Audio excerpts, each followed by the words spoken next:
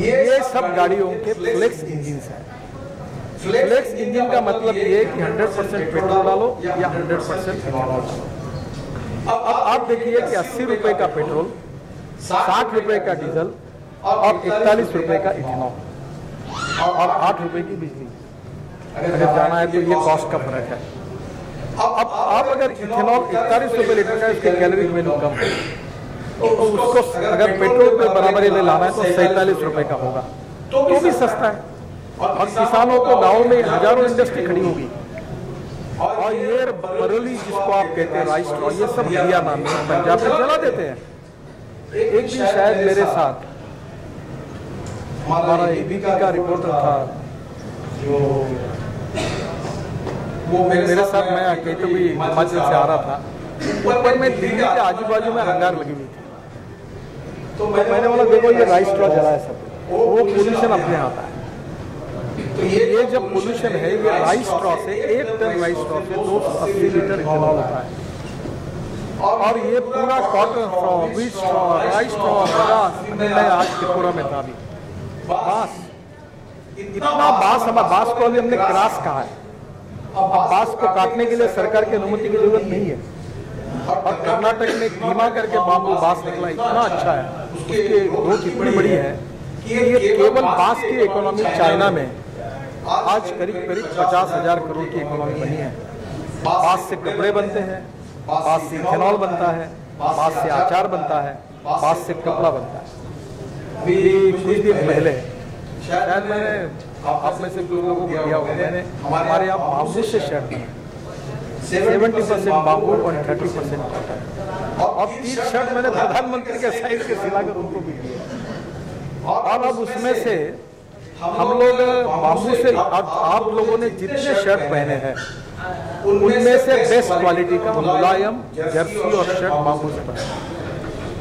अब बाम्बू अगर गांव में और उससे बनेगा तो बाम्बू, तो मैं आज सुबह जब मुंबई एयरपोर्ट से त्रिपुरा के निकल रहा था तो गौतम सिंघानिया रेमंड के मुझे मिले हुए, अमरावती में उन्होंने बहुत बड़ा प्लांट डाला। तो मैंने उनके पीछे लगाऊं कि लेनिन, कॉटन, जूट, सिल्क, ये इसके साथ साथ बाम्बू, इसको अगर हम लोग मिक्स करके अगर उसके कपड़े बनाते हैं तो मैं इंदौर में गया था, आई को याद होगा, शिवराज जी और मैं थे। तो नई मॉडल्स जो थी उन्होंने बाम्बू के, बांस के कपड़े पहनकर प्रेजेंटेशन किया था और बड़ी बड़ी मॉडल मुंबई से आई थी। तो आज हमारी रूरल इकोनॉमी तो बदल जाएगी, क्योंकि गेहूं चावल गन्ना लगा के तो कोई किसान की कोई परिस्थिति बदलने में बहुत तकलीफ है। सरप्लस फूड ग्रेन है, सरप्लस प्रोडक्शन। तो ये जो स्थिति है, इसमें जवस को आप हिंदी में क्या कहते हैं? गेट बोलता है क्या? गेट बोलता है क्या? है जगह है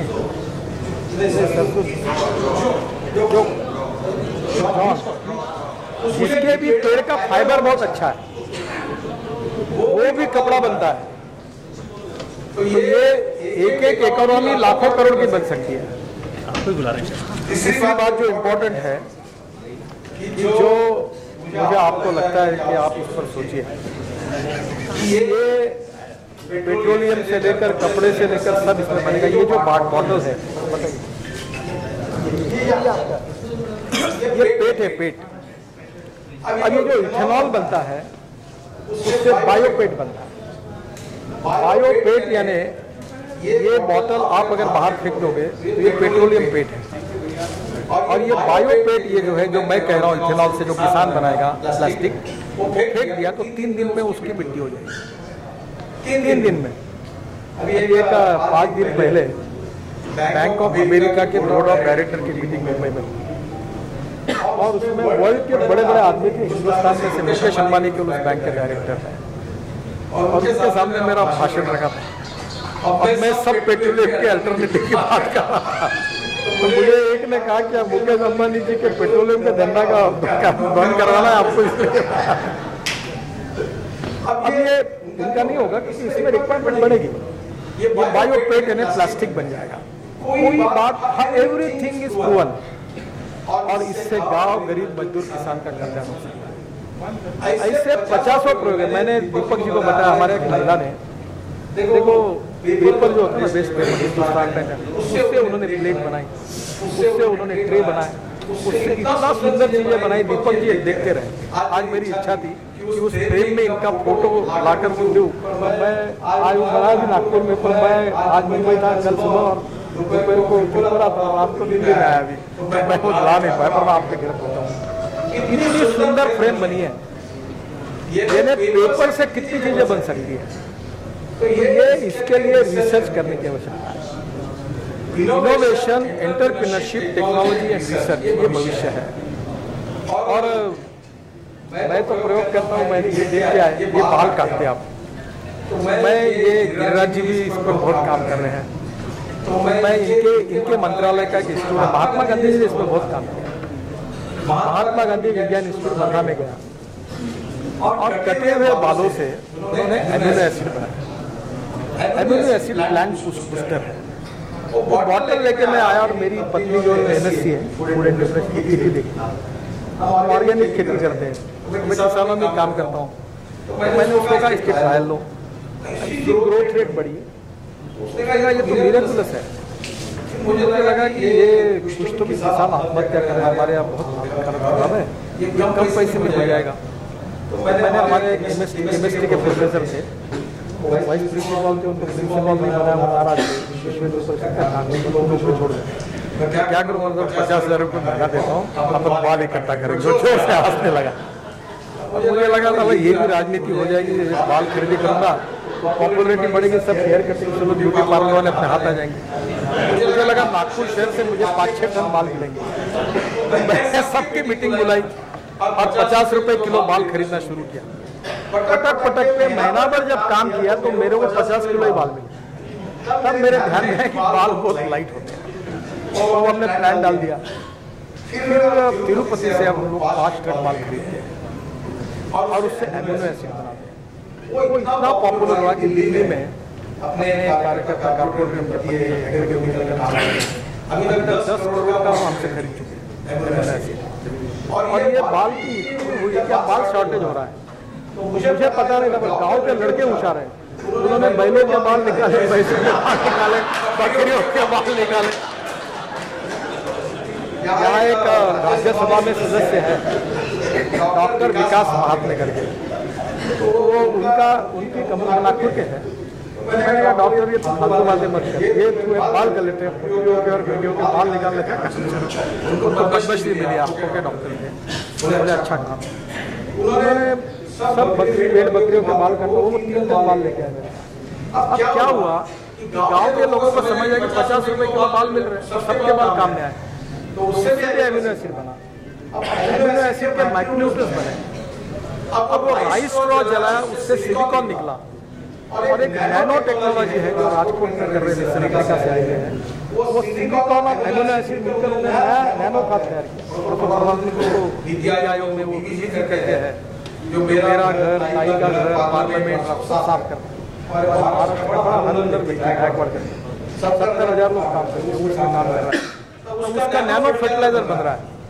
अब आप समझ लीजिए कि ये करते करते एक दिन अभी तो 8 करोड़ का टर्न हुआ और कटे हुए बालों की 900 रुपये की बॉटल हमने 300 रुपये में बेची। तो दुकानदार बोले कि आप 800 रुपये रेट लेके 500 में हमको दीजिए, हमको धंधा नहीं करना है, नहीं बेचेंगे, मत बेचो। मैंने सब कार्यकर्ताओं को एजेंसी दी और 240 में देते और 300 में बेचते हैं। ये सब करने के बाद भी 3 करोड़ का प्रॉफिट हुआ।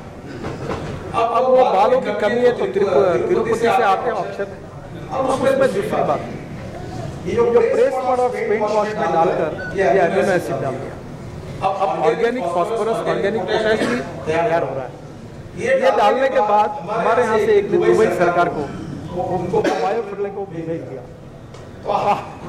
मैं बिजनेसमैन नहीं हूँ, मुझे कोई धंधा करना है। आप समझोगे मैं करोड़ की बात करूँ, नहीं, ये भी पैशन है। सोशल एंटरप्रेन्योरशिप ये विषय दिल्ली, पंजाब, बिहार वालों को पता नहीं है, क्योंकि यहाँ सब लोग 100% राजनीति। हमारे यहाँ जो है महाराष्ट्र और कर्नाटक में, हमारे यहाँ चाहे शरद पवार हो, चाहे बाकी सब लोग कांग्रेस के भी लोग हैं, सब लोग वहाँ गाँव में उनकी सोशल एंटरप्रेन्योरशिप, कोई इंजीनियर वाले, कोई मेडिकल वाले, कोई स्कूल, कोई शुगर फैक्ट्री, कोई टेक्सटाइल, कोई तैयार करते हैं और लोगों को रोजगार देते हैं। एंटरप्रेन्योरशिप, जैसे रामदेव बाबा जो सोशल एंटरप्रेन्योर, मैंने एक बार उनको समझाया कि मैं इसमें फंसा हूँ, ये दिल्ली वाले राजनीति में कुछ नहीं करते, बड़ा बिजनेस बढ़ेगा, एक दिन में मीडिया कहेगी सबसे बड़ा व्यापारी है करके तुम्हारा बिक्री कर देंगे। तुम ये कहो कि मेरा एक रुपये का शेयर नहीं, मुझे प्रॉफिट नहीं, पूरा समाज के है, मैं सोशल एंटरप्रेन्योर हूँ। तो वही सोशल एंटरप्रेन्योर में तो अब आपको बताऊँ वो क्या, वो मैंने हमारे यहाँ के एक लड़के, मैंने 15,000 लड़कों को रोजगार किया मेरे को। कोई जात पात की बात करता तो मैं हकल देता हूँ, 10 लोकसभा में मेरा फोटो लगा के चुना क्योंकि एम्प्लॉयमेंट मिला हूँ। और अब वो दुबई की सरकार ने मुझे 180 करोड़ का ऑर्डर दिया, 180 करोड़, और उसके 70 करने में चले गए।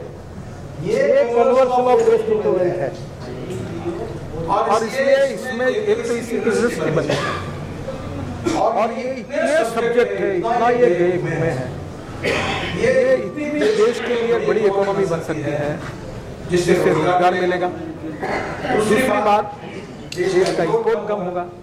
8 लाख करोड़ का जो इंपोर्ट हो रहा है पेट्रोल, जिसका पूरा पोल्यूशन आप कर रहे हो, जरूरत क्या है इसकी?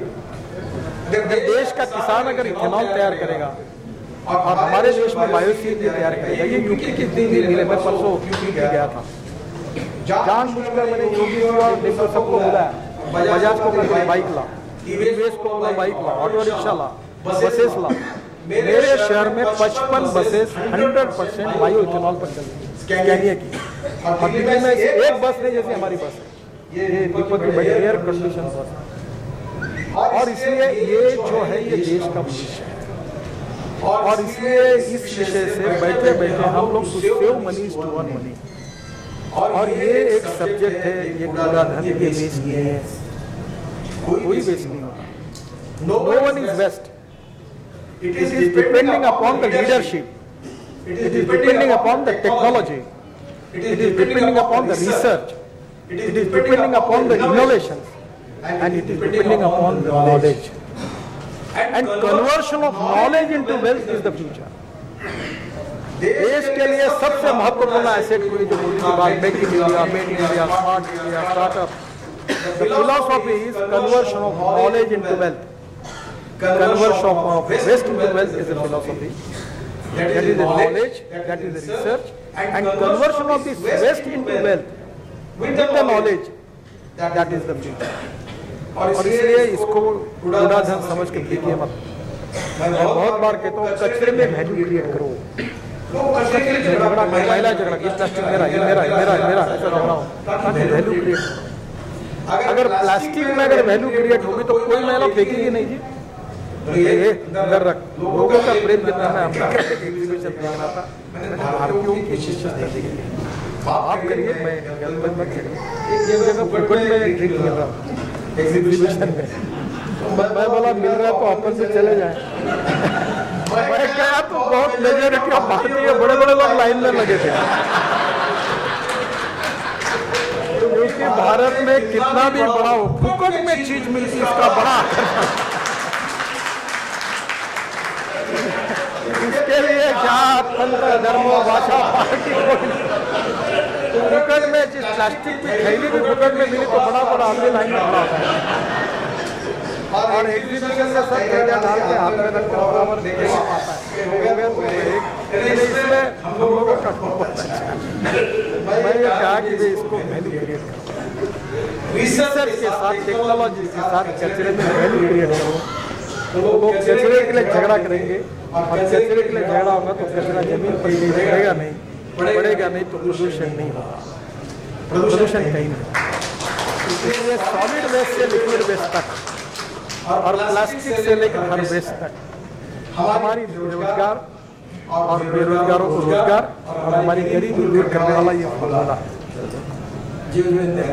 मैं कह रहा हूँ, मैं 8.5 लाख करोड़ के इंफ्रास्ट्रक्चर का अलॉट कर दूँ, और मैं ऐसा एक आदमी हूँ जो खुले रूप से कहता है कि मेरे पास पैसे की कमी नहीं है, और ये भी कहता हूँ पत्रकारों को, तुम देख लेना मेरी एक एक घोषणा, एक दिन हुई तो मेरा ब्रेकिंग न्यूज अभी तक जो मैं बोलता हूँ होता ही है।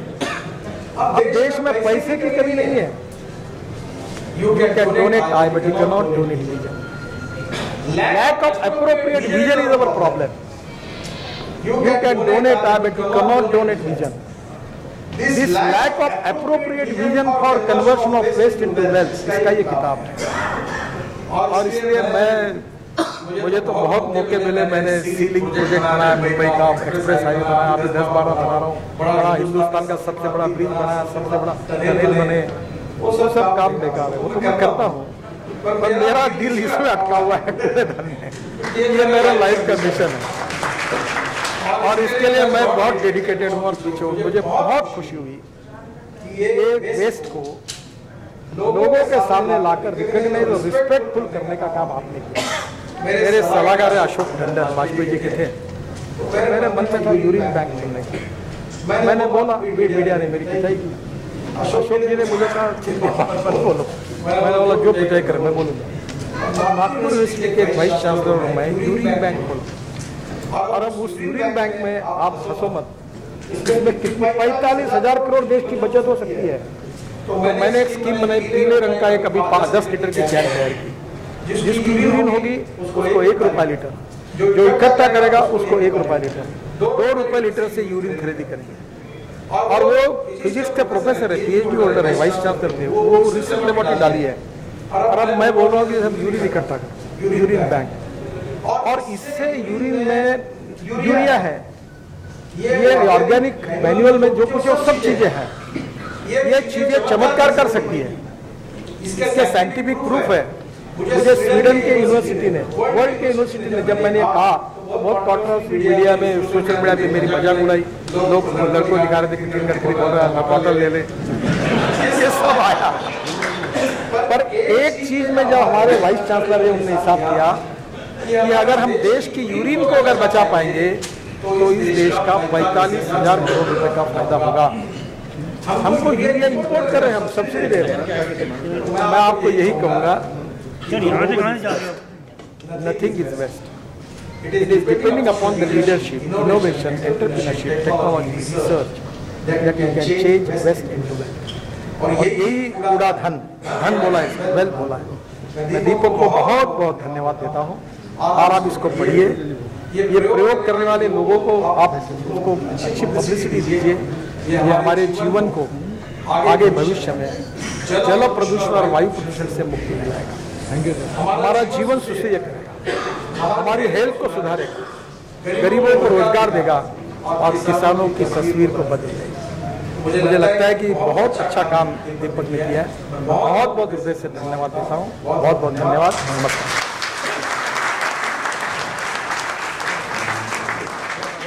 तो from waste to wealth Gadkari ji ने अपना मिशन बताया, लेकिन साथ ही साथ मनी मेकिंग मशीन किस तरह से इसे बनाया जा सकता है वो भी बताया। यहाँ पर बहुत सारे पत्रकार मौजूद हैं, आपने उनसे ये कह दिया कि रामदेव जी ने आपकी सुनी और कहाँ से कहाँ पहुँच गए। कहीं ऐसा ना हो हम सब भी वेल्थ मैनेजमेंट में लग जाएं। बहरहाल पैसे से ज़्यादा ज़रूरी परंपराएं भी होती हैं और हमारी कई ऐसी परंपराएं हैं जो वाकई वेस्ट मैनेजमेंट की इफेक्टिव स्ट्रैटेजी देती हैं।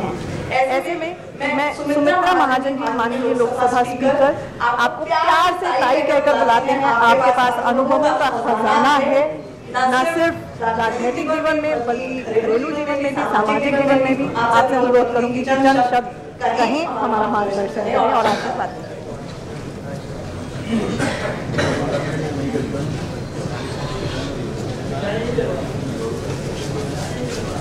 मंच पर विराजमान अब ऐसी बात है कि नितिन जी के बाद कुछ बोलने की आवश्यकता नहीं, लेकिन मैं कचरे के बारे में नहीं बोलूँगी।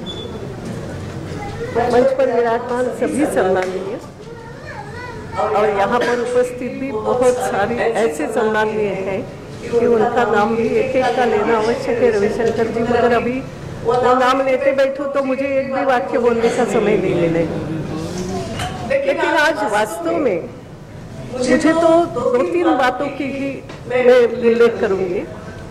दीपक जब इस किताब को लेकर मेरे पास आया और मैंने देखा उस किताब को, किताब के बारे में उसने बताया, तो मैंने कहा दीपक मैं इसलिए आऊंगी, एक पत्रकार, क्योंकि उसके लिए मैंने जिंदगी देखी है जिस तरीके से। एक तो पहली बात, प्रभात जी आप पर थोड़ी गुस्सा हूँ, इसलिए गुस्सा हूँ, आप चिंता मत करो।